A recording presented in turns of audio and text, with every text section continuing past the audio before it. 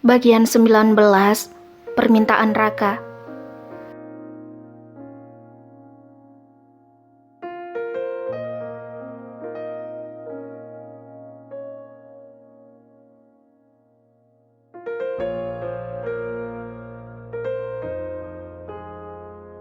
Drama sedih malam ini berakhir dengan dengkuran halus dari pria berhati es itu.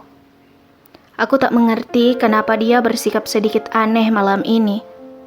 Dulu sebelum menikahiku hingga awal pernikahan, dia begitu dingin dan sangat membenciku.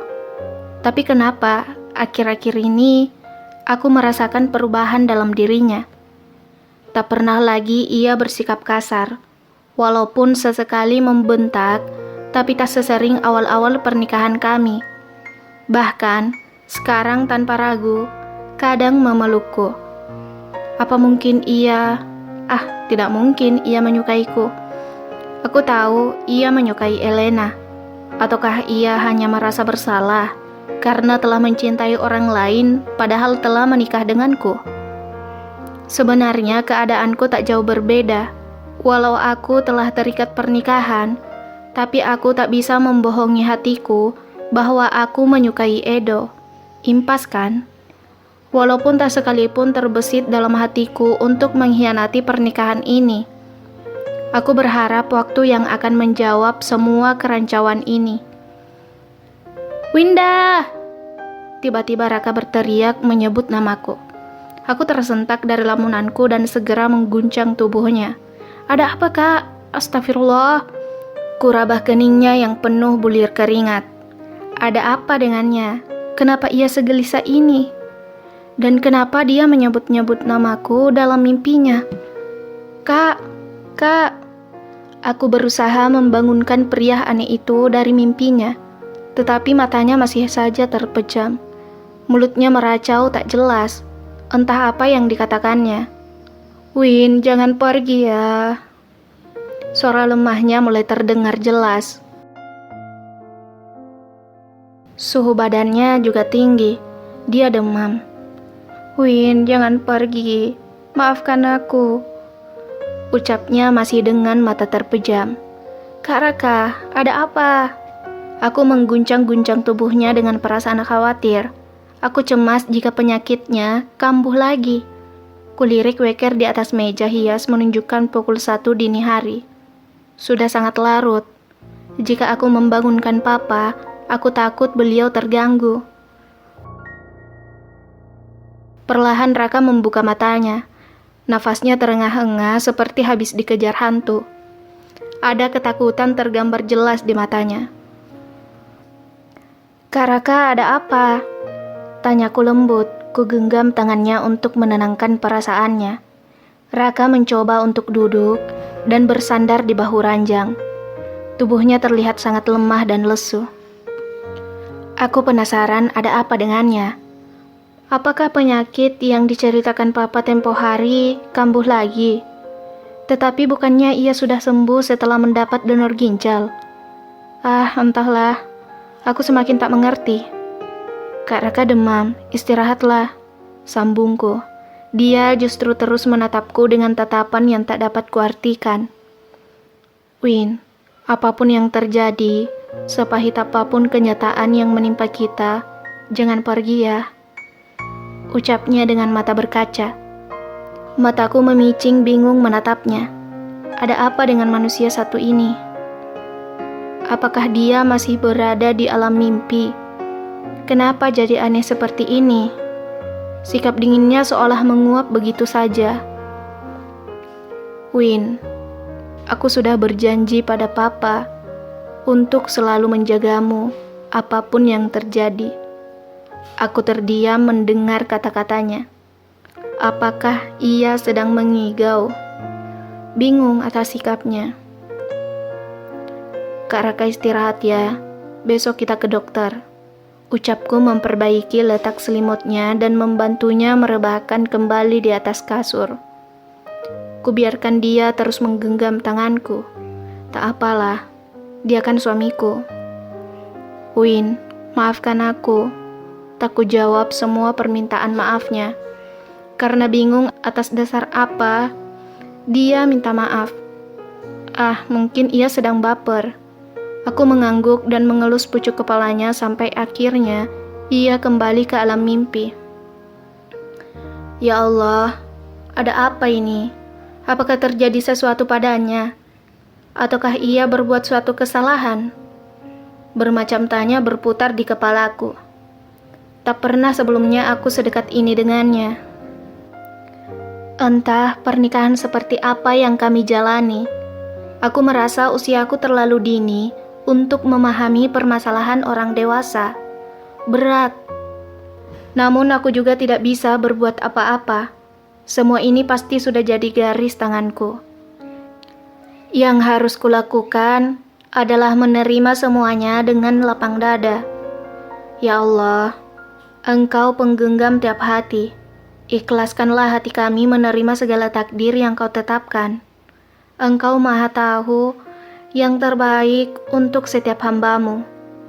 Suara azan terdengar menggema di sudut kamar. Aku tertidur sesaat setelah Raka mulai tenang. Ternyata Raka yang mengumandangkan azan. Rupanya ia baik-baik saja. Padahal semalam aku sempat khawatir demamnya sangat tinggi. Dengan perasaan malas, bangkit dari pembaringan. Kantuk masih sangat terasa. Kupaksa diriku melangkah ke kamar mandi untuk berwudu. Kak, tunggu aku. Sahutku padanya yang sibuk membenahi pecinya. Kak Raka mengangguk menimpali sahutanku. Kemudian duduk di atas sejadahnya. Dia juga menyiapkan sejadah dan mukena untukku. Aku jadi khawatir kalau dia berganti jiwa seperti di film-film itu. Bisa kacau semuanya. Tuhan, ada apa dengannya? Usai salat jamaah bersama, ia berbalik ke arahku. Menunduk lama sekali. Leherku jadi tegang menunggu satu ucapan keluar dari bibirnya. Ada apa, Kak? Bicara saja. Aku akan mendengarnya. Ucapku. Walau tak cocok bagiku bicara lembut, aku berusaha. Raka mengangkat kepalanya menatapku, mendengar apa yang kuucapkan. Matanya masih sendu dan terlihat lelah. Raka menghela nafas berat. Seakan ada yang tertahan di sana. Win, apakah kamu tidak berpikir tentang pernikahan kita yang tidak normal ini? Tanyanya ragu. Aku mengerutkan dahi tak mengerti. Maksud kakak? Aku tak mengerti arah pembicaraannya. Maksud aku, apakah selamanya kita akan seperti ini? Menjadi dua orang asing padahal kita terikat pernikahan, sambungnya. Aku mencoba menelaah kata-katanya. Masih belum paham maksud dari ucapannya. Aku tidak mengerti, Kak. Ucapku ragu. Tidak bisakah kita seperti pasangan lainnya? Aku rasa kamu cukup dewasa untuk mengerti. Sambungnya sembari menatapku dalam. Jantungku berdegup mendengar perkataannya. Panas dingin rasanya tubuhku. Apakah maksudnya aku harus menjalani kewajiban sebagai istri?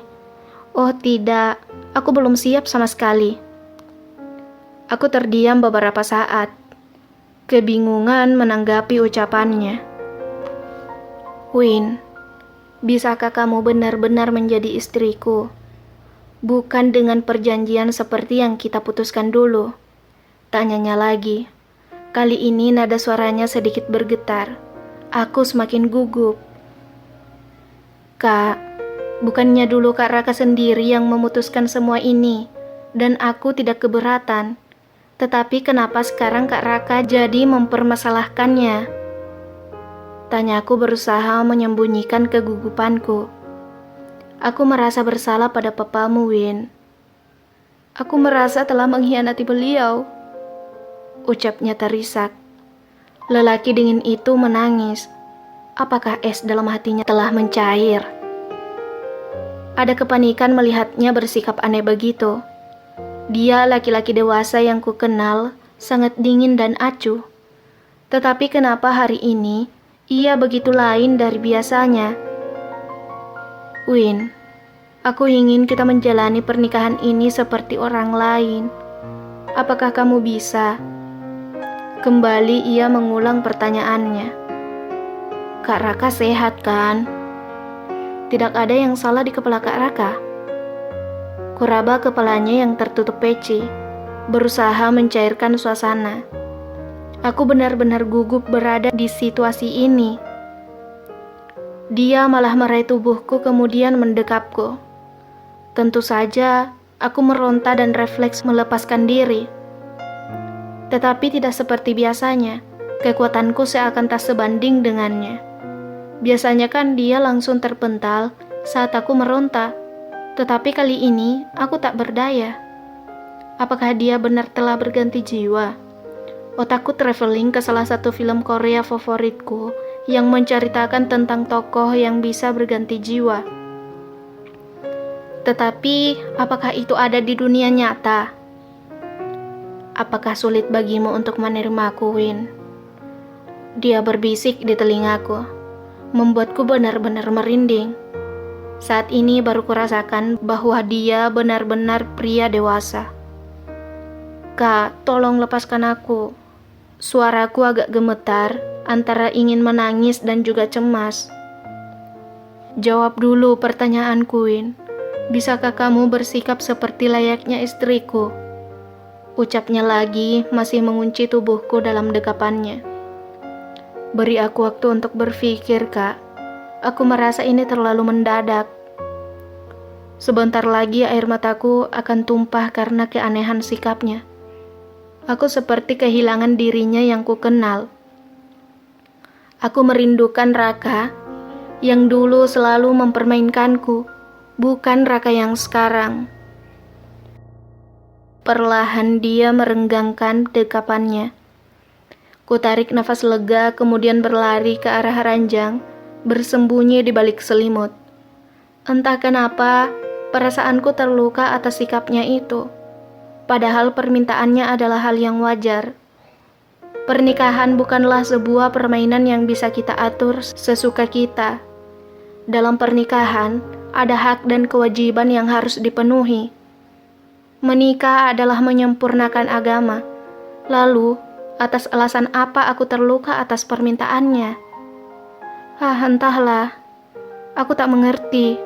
Kepalaku berdenyut sakit.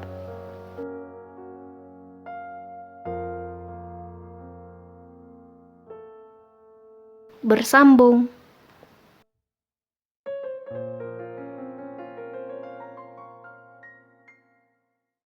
Teman-teman yang penasaran banget dengan ceritanya atau mau mengintip profil penulis, yuk kunjungi platform di bawah, sudah kami tulis di link deskripsi.